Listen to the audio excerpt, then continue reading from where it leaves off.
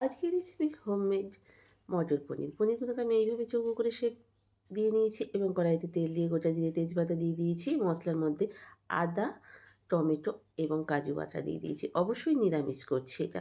আমি ভালো করে ভেজে নিয়েছি। ভেজে নেওয়ার আগে মশলাটাকে আমি একটু কাশ্মীরি লঙ্কার গুঁড়ো দিলাম, নুন দিয়ে দিলাম এবং পরিমাণ মতো চিনি দিয়ে ভালো করে কষিয়ে নেব। তেলটা ছেড়ে দিয়েছে অলরেডি, দেখতেই পাচ্ছেন। তো এবার কেটে রাখা, আমি স্বাদ অনুযায়ী চিনিটাও একটু দিয়ে দিলাম। কেটে রাখা পনিরগুলো দিয়ে দিলাম এবং মটরগুলোকে আমি আগে থেকেই একটু নুন জলে ভালো করে সিদ্ধ করে রেখে দিয়েছিলাম। এবার ভালো করে পনির দিয়ে নেড়েচেড়ে নামিয়ে নিতে হবে।